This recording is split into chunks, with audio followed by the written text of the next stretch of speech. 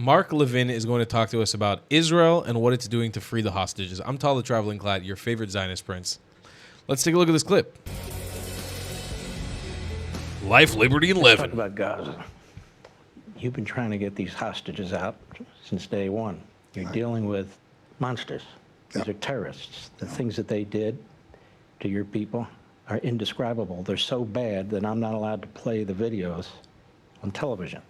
We can play the black and whites of the Holocaust, but we can't play the video of what took place on October 7th. These are the people you're dealing with. You're trying to get your hostages back. You're trying to get the bodies of those they murdered back. How's that going? And how's that going to go, do you think?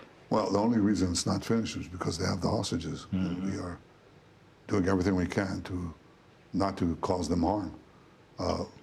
They took 255 hostages on day one. I mean, they invaded our kibbutzim, our villages, our town. They shot babies close range. They burned babies alive. They raped women and then slaughtered them. They beheaded our men. And they took these innocent people hostages, grandmothers and their grandchildren. Monsters, okay? These are not the accidental civilian casualties that accompany every war, everywhere. In Fallujah, in Afghanistan, you name it. That happens in every war. In World War II, as the Allies were fighting, you know, they fought in built-up areas. A lot of civilians, unfortunately, died. This is deliberate targeting of civilians, deliberate rape, deliberate murder, deliberate decapitation, and with GoPro cameras. They're proud of it, okay? So people confuse the two things. I mean, the whole idea of the laws of war says that you separate the world into two parts, combatants and non-combatants. You go after combatants, that's okay. And in the process, you may hit non-combatants, but you don't deliberately attack non-combatants. Israel does everything in its power to avoid civilian casualties. Hamas does everything in its power to have civilian casualties. Civilian casualties on our side when they rocket our cities, and civilian casualties on their side when they prevent the civilian population, the Palestinian population, from leaving the combat zones. So we send millions of text messages, phone calls, leaflets, get out of the war zone because we don't want you to be hurt. Hamas shoots them. They try to leave, they shoot them. They shoot their own people in order to have Western media cover this and say, what are the Israelis doing? And this is horrible. Two things are horrible. One, civilian deaths are horrible. But the other thing that's horrible is that you accuse Israel, that is doing everything in its power to avoid civilian casualties, and thereby building up and propping up Hamas that is guilty of double war crimes. One, targeting civilians. Second, using their own civilians as human shields. That's a double war crime. And these protesters, they're demonstrating. Yeah, supposedly, I don't know.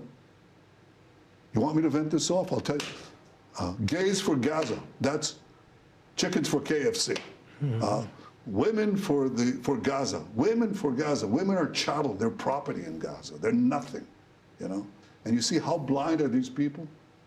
They're supporting rapists, murderers, mass murderers, killers, subjugators of their own people, arms of Iran, and this radical thing. Okay, so we have to fight that too. It's not merely the battle on the battlefield that we have, but also fighting this. Now you asked me, that's a detour from the question you asked me, but I had to vent this out because you can't, you don't think the rot has penetrated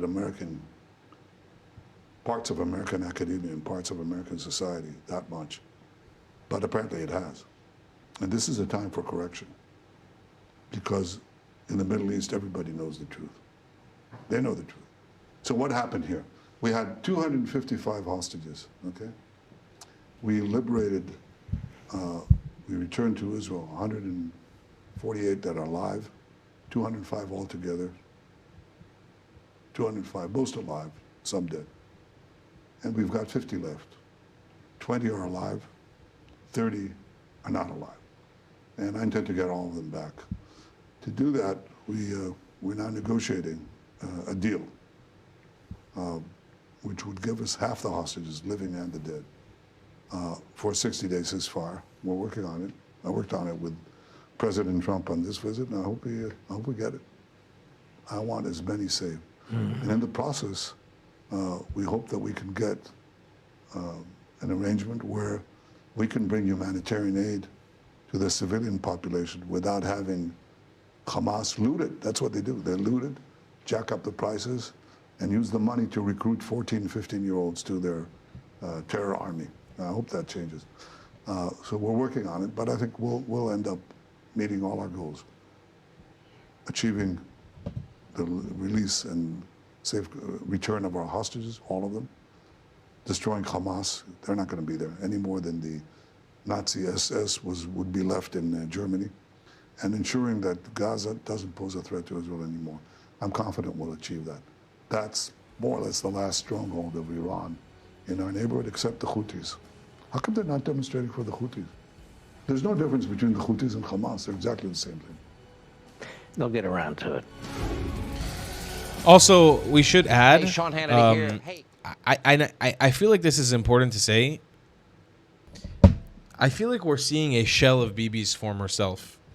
And I don't mean to shit on Bibi Netanyahu, because that's not my goal. I've never been a person who's anti-Bibi or pro-Bibi.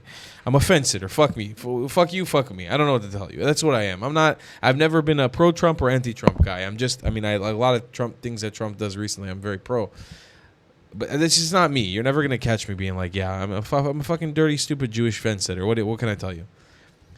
What we're seeing from Bibi right now is... I just don't see the motivation anymore. I got to be completely honest with you. I don't see the passion. I don't see the fight.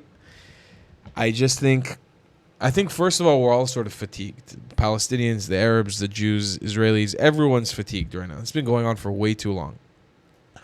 A ceasefire deal is in nobody's interest. Nobody. It doesn't make sense for Hamas. It doesn't make sense for Israel. It doesn't make sense for the hostages. It doesn't make sense for anybody. But we're all pinned against each other in a terrible situation. Any which way you cut it, everybody loses something. If Hamas gives back half the hostages, they've just lost half of their bargaining power. Their intention is to keep all of the hostages, every single last one of them, forever, because it's their only bargaining chip. For Israel, if Bibi cuts a ceasefire deal, the government's going to collapse pretty much. At least the threat of the government collapsing is going to, and that causes internal turmoil in Israel. For the Iranians, none of this works out because they've lost their proxy, and any sort of progress towards a ceasefire and making peace again undermines them. They have a vested interest in the war continuing.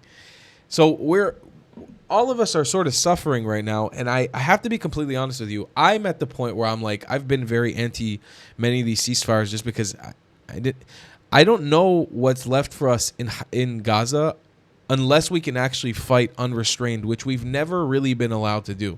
Even under Trump, we haven't really been allowed to do what needs to be done.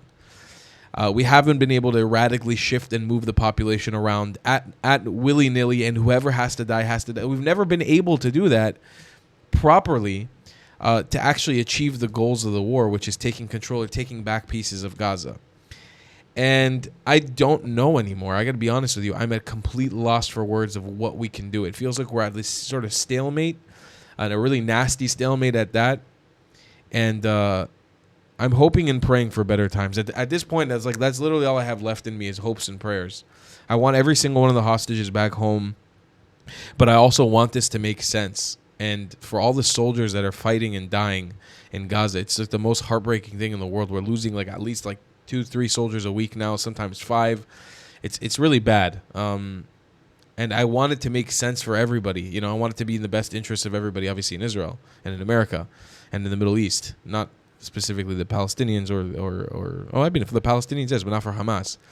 And right now it all doesn't really make a lot of sense. So I don't really have a good analysis. I don't know what should be done. I'm still watching and waiting and trying to see, but this is the Middle East. It's so unpredictable.